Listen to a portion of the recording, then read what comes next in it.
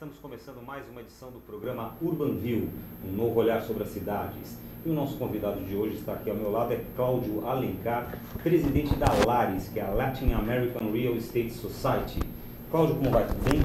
Tudo bem. Muito bem, muito obrigado pela sua presença aqui no Urban View. Eu que agradeço o convite. Maravilha. E o nosso olhar da semana, que é o tema sobre o qual a gente vai conversar aqui com o Cláudio Alencar, é o seguinte: como está sendo pensado o futuro das cidades dentro das universidades? A gente quer bater um papo com o Cláudio aqui sobre temas como de que forma a academia, né, a universidade e o mercado da construção civil se relacionam. Como analisar riscos e oportunidades de investimento nesta área. PPPs, que são as parcerias público-privadas, operações urbanas e a nova configuração dos grandes centros urbanos. E aqui ao meu lado, como sempre, está Sandra Lanza, que vai contar para vocês como vocês podem participar ao vivo do nosso programa. Sandra, tudo bom? Tudo ótimo, Gilberto. Bem-vindo, Cláudio. Bem-vindo a você que está com a gente em mais uma edição especial aqui do Urban View. Sejam todos bem-vindos. Você que está nos assistindo via On Demand no site da Urban Systems, você pode participar ao vivo aqui na AltV, mandando suas perguntas e comentários. Toda quarta-feira, às 17h15, mais ou menos, a gente está ao vivo aqui em www.altv.com.br. Participem, então. Bom, outra maneira de você participar é por meio da nossa enquete do dia. A gente sempre faz uma pergunta relacionada ao tema que a gente está abordando aqui no Urban View e você vota lá no site da Urban Systems, urbansystems.com.br. No finalzinho do programa, a gente traz o resultado e o nosso entrevistado comenta um pouquinho com a gente aí o resultado da nossa enquete. Hoje a pergunta é: o mercado de construção civil no Brasil está antenado com as últimas pesquisas da área? As três opções são: sim, existe muito intercâmbio entre as empresas e as universidades. Segunda opção: existem iniciativas isoladas de algumas empresas e universidades. Ou não, este mercado não acompanha as inovações e estudos do mundo acadêmico. Eu estou aguardando a participação de vocês. Muito bem. Vamos começar a nossa entrevista com Cláudio Alencar, presidente da Laris, Latin American Real Estate Society, justamente perguntando para o Cláudio, o que é e como funciona a Laris? Como é que ela surgiu? A quem ela atende? Qual o papel que ela desempenha? Tá bom. A Laris é uma associação que se dedica a aproximar a pesquisa acadêmica no ambiente do real estate, dos negócios imobiliários, das práticas do mercado propriamente, né? Então, ela é afiliada a uma outra instituição chamada International Real Estate Society, que você tem vários capítulos no mundo inteiro. Você tem a americana, a europeia, a asiática, a africana, da Oceania, e temos a Latin American Real Estate Society. Todas essas associações têm exatamente esse mesmo objetivo, que é você ter uma ligação maior entre a pesquisa que está sendo feita na área do mercado imobiliário, do setor da construção civil, com as ações do mundo empresarial. Então, essas associações promovem encontros anuais, né, onde se pautam os principais temas que estão vigindo naquele momento, as grandes preocupações que tem no mercado, o que está sendo feito em termos de pesquisa, procurando atender essas demandas de mercado. Então, a gente promove esses encontros anuais para aproximar a academia do mercado. Existe uma crítica, né, que a gente vê um pouquinho aí na mídia, nos meios de comunicação, de que existe uma dissociação entre o mundo acadêmico e o mundo empresarial. Você acha que essa crítica procede? Você acha que a gente está evoluindo nesse sentido? Eu acho que em determinadas áreas a crítica procede, né? Por outro lado, isso falando de Brasil, né?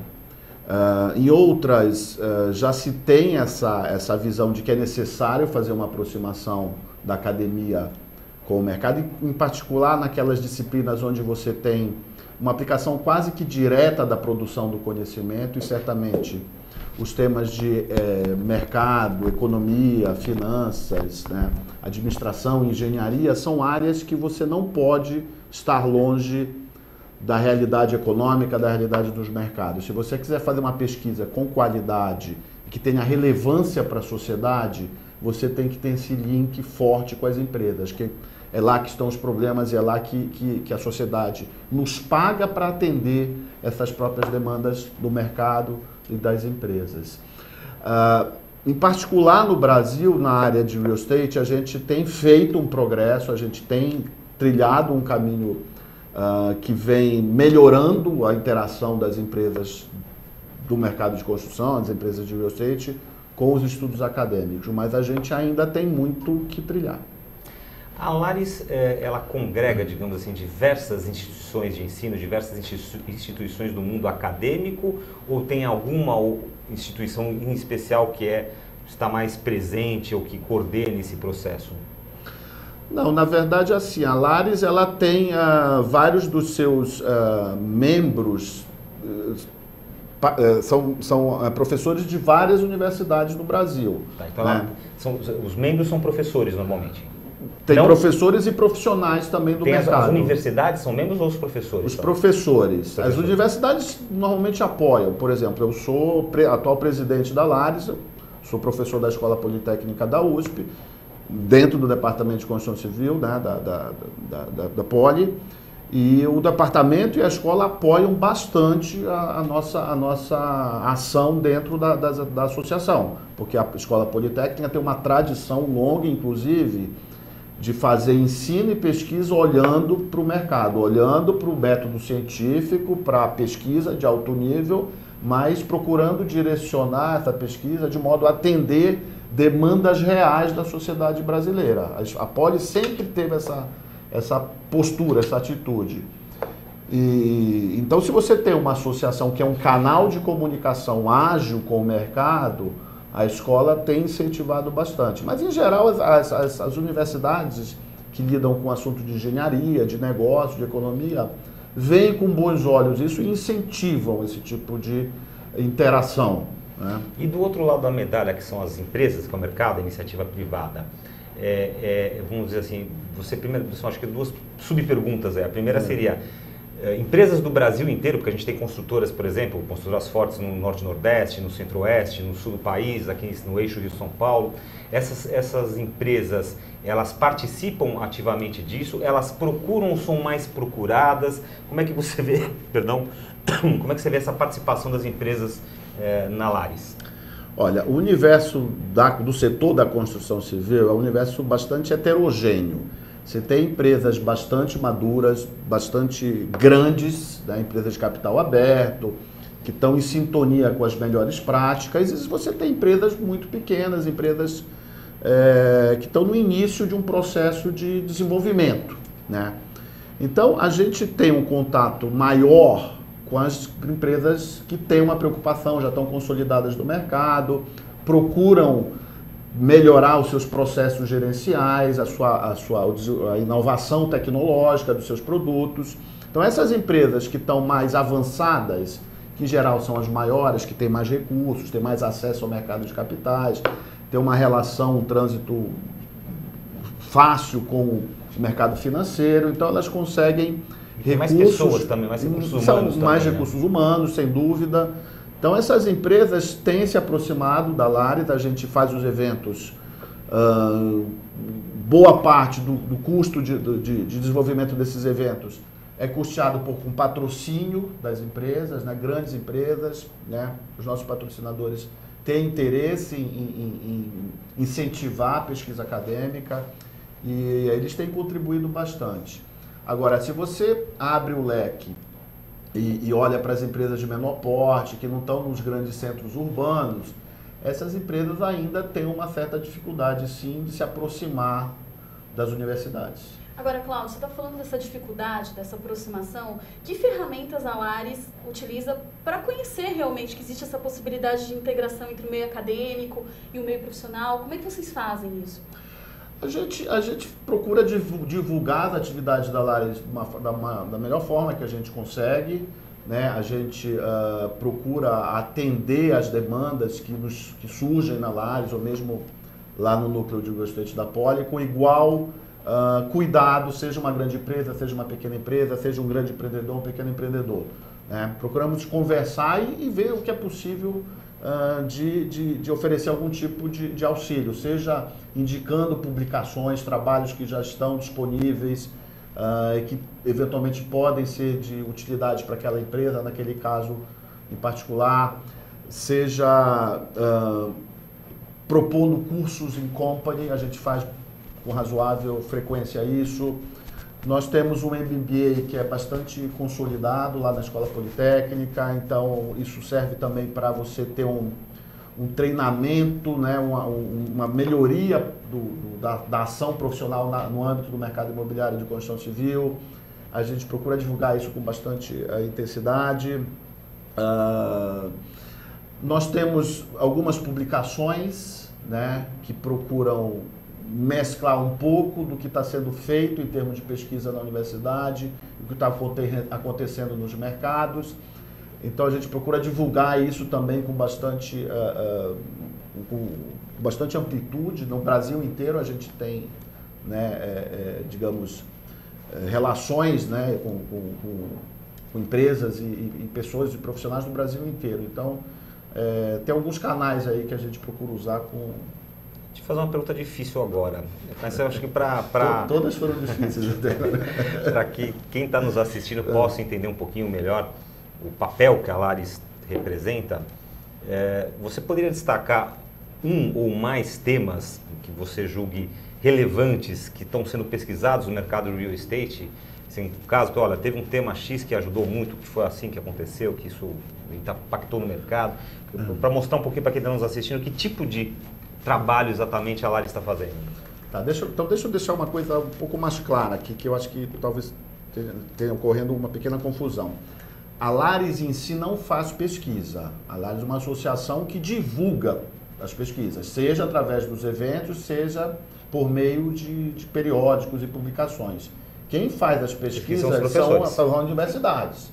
O trabalho da Lares é facilitar que esses trabalhos sejam divulgados. Mas eu estava perguntando assim nessa questão, por exemplo, teve alguma empresa que chegou com alguma demanda, que havia pesquisa ou foi feita uma pesquisa específica e isso resultou numa prática que se disseminou no mercado, por exemplo? Ah, sim, tem vários exemplos. A gente procura lá, por exemplo, lá na Escola Politécnica, sempre conduzir trabalhos que atendam um problema específico de mercado. Posso citar, talvez, o exemplo mais...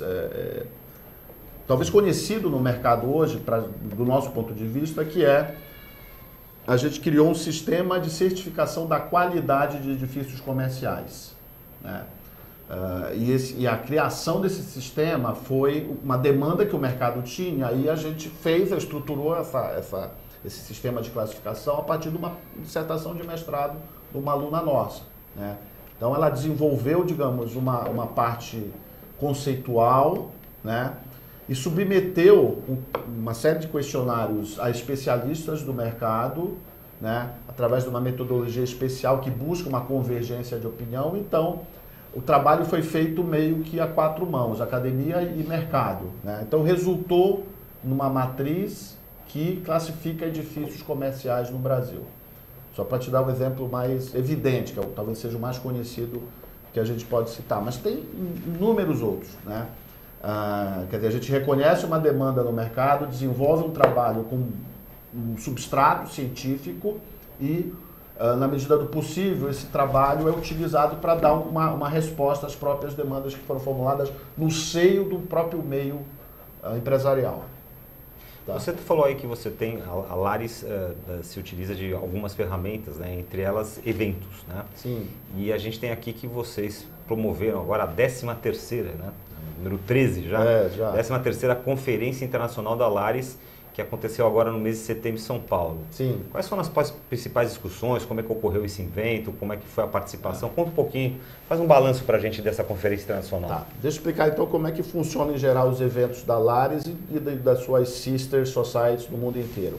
Você elege grandes temas, onde você compõe mesas com especialistas do mercado e eventualmente algum membro acadêmico, o tema é exposto por esses membros dessa mesa e depois tem uma interface com a plateia. Isso é o que a gente chama de sessões plenárias. E tem as sessões paralelas, que são a apresentação de trabalhos acadêmicos, papers acadêmicos. O cara está fazendo uma dissertação de mestrado, ou uma monografia de MBA, uma tese de doutorado, vai lá e expõe nessas sessões mais de papers. Então, as sessões temáticas que a gente, ou plenárias, melhor dizendo, que a gente discutiu esse ano foi perspectivas para o desempenho das empresas de real estate para renda. Empresas de shopping center, edifícios comerciais, galpões industriais, né? Então, quais eram as expectativas para os próximos anos em relação ao desempenho desse tipo de negócio no Brasil nos próximos anos? Foi um tema de uma plenária. Um outro tema que a gente discutiu, que na época ainda estava muito quente, é os impactos que o novo plano diretor estratégico vai ter para os empreendedores e para os compradores de imóveis na cidade de São Paulo. Isso foi um outro tema que a gente discutiu nessa sessão plenária. Um terceiro tema que também foi bastante interessante foi a questão dos loteamentos, que é um segmento que a gente nunca tinha discutido na Lares e a gente entendeu que é um mercado, um segmento que tem crescido, né? Tem várias empresas interessadas em entrar nesses segmentos, né?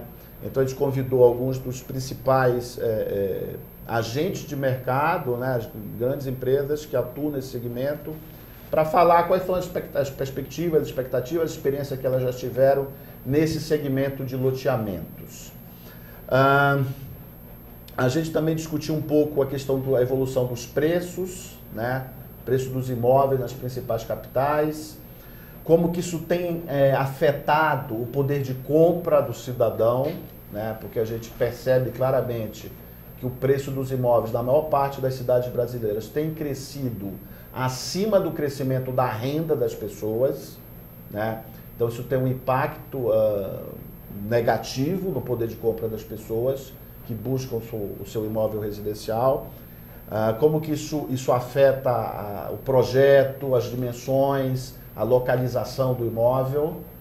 Esse foi um tema também que foi debatido, a gente chamou gente da ABCIP, que é a Associação Brasileira das Empresas, dos bancos, né, que fazem crédito imobiliário, grandes empreendedores, para discutir esse tema de um pouco do descasamento entre preços e renda.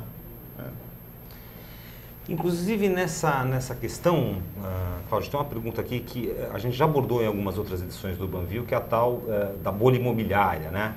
Há alguns anos se cogita a existência de uma bolha imobiliária no Brasil. Eu vejo, aliás, é uma coisa até curiosa. Você sabe que nos últimos meses eu encontrei com várias pessoas assim de relações de profissionais de trabalho e quando se toca no assunto de imóveis, fala-se muito no preço dos imóveis que aumentou extremamente e as pessoas perguntam: será que está havendo uma bolha imobiliária? E eu falo só, a gente sempre aborda esse tema lá no Urban Vivo, a resposta que o pessoal tem dado é X. Mas eu quero saber a tua visão, já que vocês discutiram essa história. Como é que está essa questão de preço que interessa tanto as pessoas aí? No final do ano a gente vai fazer um vídeo completo com todos os entrevistados. Melhores momentos da bolha imobiliária. Vai ser melhores momentos da bolha imobiliária. Vocês da mídia, da imprensa adoram esse tema porque é um tema que é polêmico e tem muito interesse de todo mundo, evidentemente. A nossa opinião é que não existe uma bolha imobiliária no Brasil, né? Você pode ter um ou outro segmento de uma cidade específica onde você tem preços que não são justificados pelos seus fundamentos. O que é uma bolha? É quando você tem prática de preços que não podem ser justificados pelos seus fundamentos, custos mais margens, digamos, adequadas para remunerar o investimento. Isso é um preço, digamos, justo. Uma bolha estoura quando esses preços estão muito distorcidos desse ponto de vista. Os fundamentos não explicam o tamanho dos preços. Se você olhar para a evolução dos preços dos imóveis no Brasil, eu estou falando de imóvel residencial, tá? Nos últimos anos, em quase todos os anos, com exceção de 2010, que a gente até escreveu um artigo soando um alerta de uma possível bolha em 2010. Mas tirando esse ano pontual, o crescimento dos preços dos imóveis nas grandes cidades brasileiras é explicado pelo crescimento do custo dos terrenos, dos custos de obra, né? E uma série das outorgas que você precisa comprar para construir nas grandes cidades. Então, os custos estruturais para você produzir um imóvel numa grande cidade hoje no Brasil cresce e, portanto, você tem pressão nos preços por conta disso. A não ser em 2010 que houve um movimento, um descolamento, quer dizer, as margens dos empreendedores deu uma estilingada e isso poderia deflagrar um processo de bolha, mas que foi agora, contido. É aquela questão, né? Que nem você falou, os preços sempre, né? Os custos sempre pressionam para cima, né? Então é custo de terreno, custo de outorga, problemas de mão de obra que já também foram abordados no navio, falta de mão de obra, não tem engenheiro, não tem peão, não tem servente, etc e tal. Custo dos materiais. Sim. Então tudo isso, digamos, joga o preço para cima. Agora, a renda do consumidor, né, não consegue, digamos, elas nunca conseguem acompanhar a alta dos custos, né? Como é que as construtoras, incorporadoras, como é que elas estão lidando com esse eterno duelo entre custos e a realidade de poder de compra do consumidor? Eles estão sendo bastante... Tem que ser criativo, tem que procurar, tendo em vista essa realidade, adequar o projeto à condição de pagamento do público-alvo. Ou seja, diminuir em tamanho, é isso? Aí ficou Você- aqueles você apartamentos tem- de 22 metros quadrados. Se você, grosso modo, você tem 2 caminhos para resolver esse problema de descolamento entre crescimento de preços de imóveis e crescimento da renda das pessoas, né?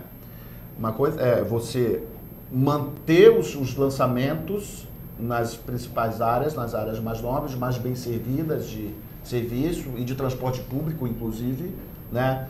Mas isso faz com que as unidades sejam feitas com dimensões menores para poder caber no bolso do público. Ou você preserva, digamos, as dimensões, um projeto padrão que esse público comprava tempos atrás, só que você tem que levar esse projeto para uma distância, para um bairro um pouco mais afastado. Em São Paulo, isso é super problemático, porque a gente tem todo esse problema de mobilidade em São Paulo.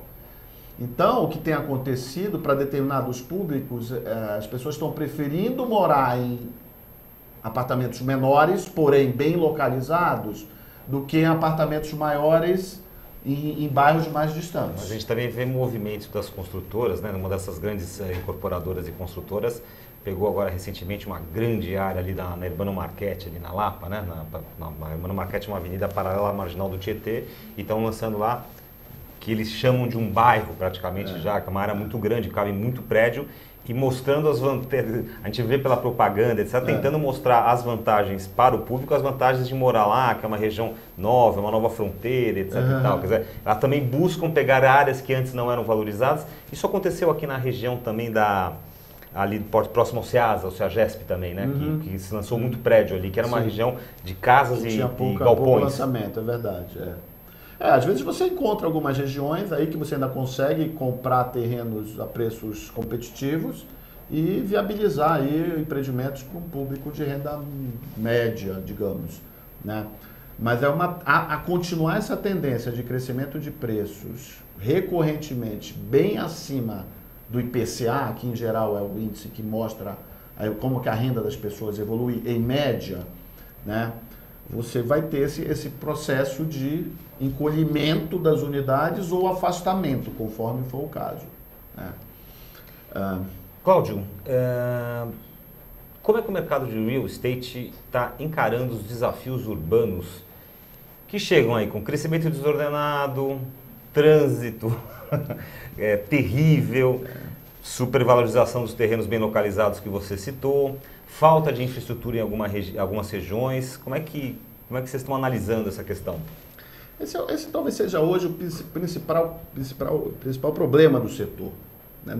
No Brasil inteiro, quer dizer, você tem aí um crescimento da demanda por imóveis, você tem as cidades meio conturbadas do ponto de vista do investimento público em facilitar a vida do cidadão. O investimento público definitivamente não acompanha... Não acompanha a demanda, então você tem aí uma pressão por novas habitações, isso ajuda o preço também, quer dizer, a demanda está aquecida. A questão do crédito imobiliário, que durante muitos anos ficou meio devagar, né? Agora os bancos estão disponibilizando recursos, mais crédito.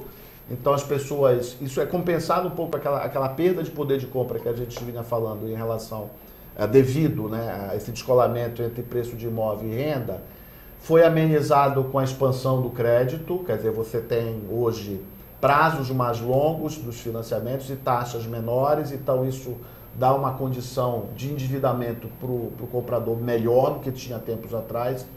Então esse processo foi amenizado em função disso.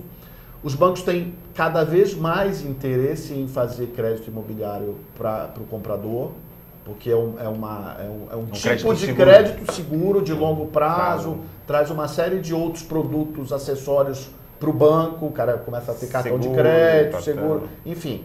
Os bancos têm todo o interesse e já disseram isso, né? Tem isso como política de expandir o volume de crédito para o comprador.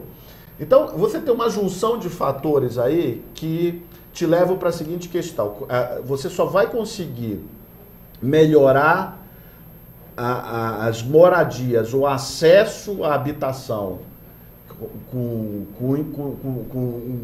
uma condição urbana adequada de infraestrutura, de prestação de serviço, qualidade, né, segurança das vizinhanças urbanas onde as pessoas vão morar, se você estabelecer, um dos temas que vocês colocam, parcerias entre o poder público e o agente privado, né, o empreendedor privado. Por que isso?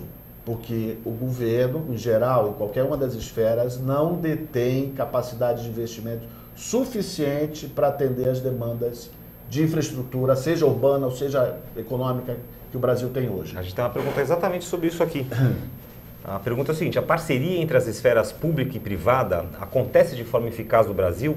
E como você compara as parcerias público-privadas, as PPPs, realizadas aqui no Brasil e as que acontecem em outros países da América Latina? Eu acho que o processo melhorou, né? Eu acho que o atual governo, estou falando do governo federal, tá?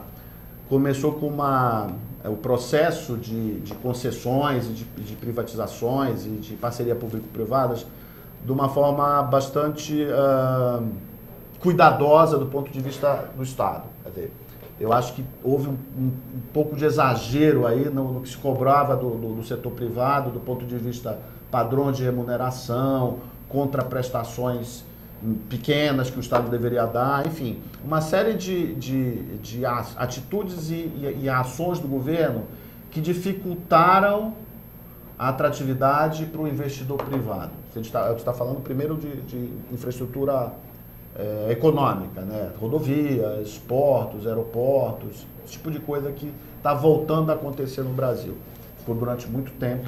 Famosa infraestrutura. Infraestrutura, né? Os modelos de parceria público-privada, não só para esse tipo de coisa, mas eles tradicionalmente em outros países, né, começaram pelos empreendimentos de infraestrutura. Eu vejo que isso melhorou, né? Haja vista os últimos leilões de rodovias, de aeroportos, quer dizer, o governo entendeu melhor a posição do setor privado, quer dizer, o setor privado é que precisa definir os seus padrões de remuneração, é claro que você precisa ter um agente regulatório, tudo, mas eu acho que num primeiro momento houve um pouco se errou um pouco na mão. O governo forçou muito, né? Pressionou bastante. Então, eu acho que isso está melhorando, né? Vejo que a tendência de médio prazo para longo é que os agentes privados direcionem mais recursos para empreendimentos de infraestrutura, né? E no espaço urbano também esse modelo precisa ser melhor explorado, né? A gente teve agora, recentemente, né, que é uma parceria que se dá na cidade, mas de fato ela é do governo estadual, que é a linha 6 do metrô, que foi recentemente estabelecida como parceria público-privada. Em função das condições do edital, numa primeira rodada não houve interessados, né, porque o investidor tinha que arcar com os custos de desapropriação, que é uma questão cujo risco é muito alto para ser repassado para o investidor privado. Então não houve interesse. No segundo edital, esse custo das desapropriações, por onde a linha do metrô vai passar, foi retirado. Isso é uma questão de governo, que o parceiro público é encarregado disso, e o parceiro privado, que aí houve um único interessado, né, vai fazer a parte de obras civis e material rodante, né, toda a parte de trilhos e tal. Os trens e tudo.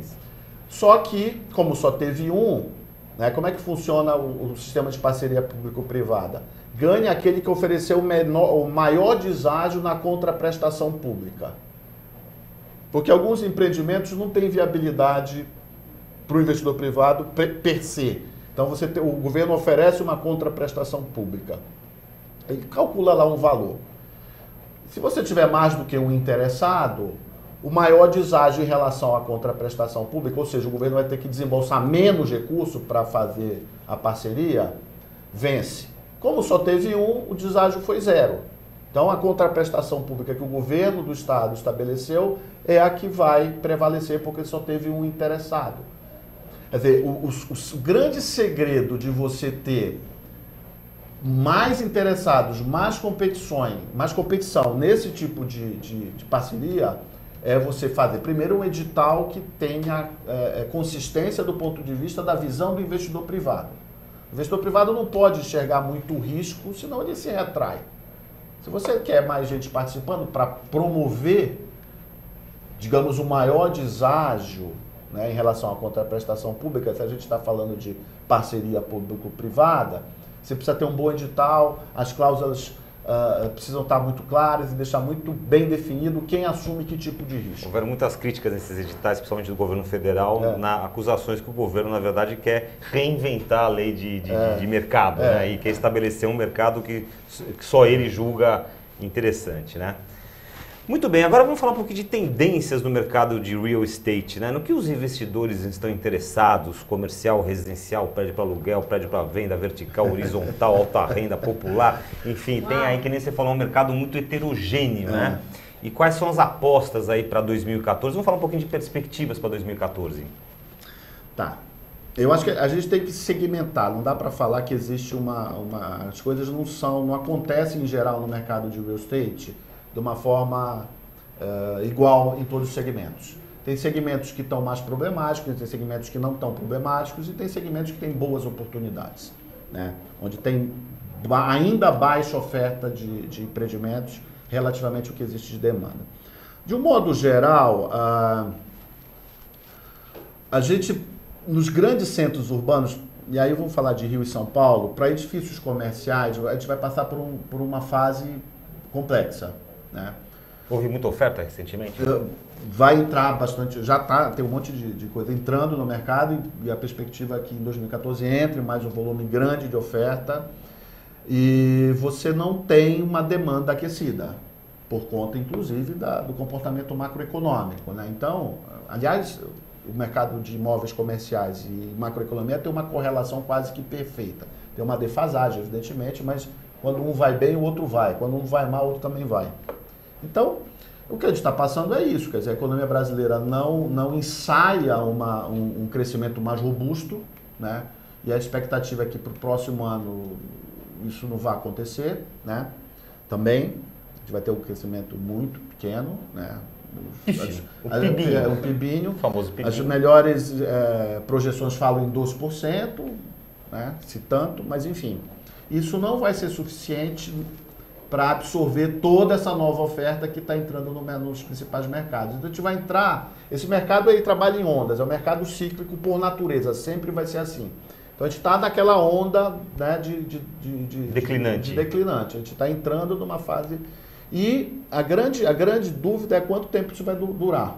E aí vai depender do que o próximo presidente vai fazer com a economia, 2015, 2016, essa que é a resposta à equação. E o mercado residencial? O mercado residencial também está problemático, em geral, né? Em Rio e pelo incrível que pareça, em Rio e São Paulo são os mercados menos problemáticos, do ponto de vista de você ter muita oferta relativamente à demanda, né? Nas outras capitais brasileiras, você tem muito estoque de unidades, né? Por quê? As grandes empresas, quando abriram o seu capital, tiveram que fazer um processo de diversificação, né? Porque o que elas captaram de recursos não era suficiente para aplicar só em São Paulo e Rio. Tiveram que fazer um processo de diversificação. E talvez tenham errado um pouco na mão e fizeram muita oferta nessas cidades. E não estão conseguindo performar adequadamente do ponto de vista econômico, né? E estão no processo de revisão dessa estratégia. Elas estão voltando, né, para os seus mercados tradicionais, onde elas sabem operar melhor. Mercados no Norte, Nordeste, Centro-Oeste, mesmo no Sul, para essas empresas são mercados relativamente novos. Então tem muito estoque nesses mercados, né? Então, isso também tem ajudado um pouco a contenção do crescimento dos preços nesses mercados, porque tem muita oferta, tem muito desconto sendo praticado, né? Então, esses mercados estão com um problema geral também. Quer dizer, vão demorar um certo tempo até se acomodarem. Esse mercado chamado de baixa renda, que são programas como Minha Casa Minha Vida, que se falava tanto desses programas como uma grande oportunidade de mercado para o setor de real estate. Não precisa responder mais nada. Cada vez mais difícil as perguntas.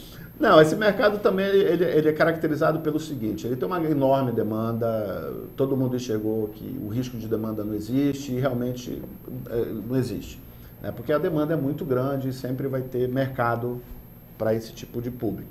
Agora, trabalhar nesse segmento é complexo, porque as margens são apertadas, né? Você não consegue trabalhar com margens muito folgadas, tendo em vista o poder de compra das pessoas, enfim. Então, quem faz habitação para baixa renda sabe que vai trabalhar com margem de resultado pequena, né? Mas se você consegue fazer isso rápido, faz girar o investimento com rapidez, mesmo essa margem pequena produz taxas de retorno atrativas, né? Onde que está o problema? É você conseguir ser especialista em fazer habitação com racionalidade, com produtividade, né? De modo a você fazer um giro rápido. Quer dizer, você investe e tem um retorno rápido no ciclo mais curto do que fazer para empreendimentos para renda mais alta, por exemplo. Se você consegue fazer isso, e não são todas as empresas que sabem fazer isso, né? Você atua e tem a sua remuneração adequada. Se você não tem essa condição, né, de produtividade, processos produtivos específicos para fazer rápido, sem muita perda, você não tem condição de atuar nesse mercado. Então, boa parte das grandes empresas não detinham essa expertise de produção e, por isso, tiveram problemas nesse segmento. Esse mercado, por exemplo, de galpões, né? Tem aqueles galpões que são construídos, built to suit, que são construídos sob medida, tem aqueles que são feitos para leasing, o camarada constrói, a empresa já faz um contrato de constrói, porque já tem um contrato de leasing com uma empresa. Esse mercado é um mercado, ele é representativo, ele está aquecido, como é que ele está? Ele é um mercado que cresceu bastante nos últimos anos no Brasil, mas ele é pequeno ainda, né? O mercado de galpões logísticos e para abrigar outras atividades industriais é um mercado que cresceu muito fortemente no Brasil nos últimos anos, né? Eu diria no Brasil, o estado de São Paulo, Rio e algumas coisas no entorno das grandes principais cidades, né? Que cresceu muito. A gente tinha praticamente quase nada de empreendimentos dessa tipologia, condomínios logísticos, né? Então, nos últimos anos, isso cresceu fortemente, né? É o que se chama de imóvel especulativo para esse tipo de segmento, né? Mas o build to suit também cresceu, mas ele ainda é muito pequeno em relação a um mercado mais amplo. Muito bem. A gente está conversando aqui no Urbanville de hoje com Cláudio Alencar, presidente da Lares. Nosso programa está chegando ao fim, então eu vou convidar a Sandra para contar para a gente qual é o resultado da nossa enquete, que hoje está perguntando sobre o mercado da construção civil no Brasil. Está antenado com as últimas pesquisas da área? Vamos lá, então, vamos ao resultado. Eu queria também lembrar o site da Lares, né? Que eu estou aqui dando uma navegada, que está bem interessante, lares.org.br. Então, para você conhecer um pouquinho mais da Lares. O resultado da nossa enquete, a pergunta era: o mercado da construção civil no Brasil está antenado com as últimas pesquisas da área? Tivemos um empate aqui. Empate, isso é raro, É bem raro. 14% disseram sim, existe muito intercâmbio entre as empresas e as universidades. E 14% também disseram não, este mercado não acompanha as inovações e estudos no mundo acadêmico. E, em primeiro lugar, a maioria, 71%, diz existem iniciativas isoladas de algumas empresas e ou universidades. Como é que você encara esse resultado, Cláudio? Eu acho que é isso mesmo.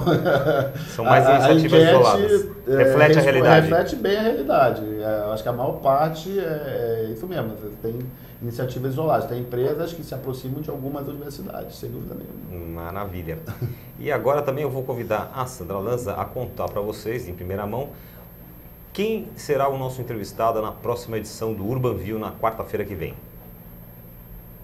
Não percam o próximo Urban View, que vai conversar com Vinícius Vieira, responsável por projetos de inteligência da IRIA e pesquisador da PUC na área de ambientes urbanos e cidades inteligentes. Então estamos combinados na próxima quarta-feira, às 17h15, aqui na UTV. Até lá! Muito bem, Cláudio Alencar, presidente da Lares, Latin American Real Estate Society, esteve no nosso Urban View de hoje. A gente agradece muito a sua presença. Eu que agradeço a oportunidade. E você fique convidado desde já, como você representa uma entidade como essa, sempre que você tiver algum assunto aí que você queira divulgar, por favor, conte com o Urban View. Ok, vou cobrar. Pode cobrar. Gente, nós voltamos na quarta-feira que vem, 17h15, com mais uma edição ao vivo do programa Urban View. Até lá, Sandra. Até lá, até o próximo.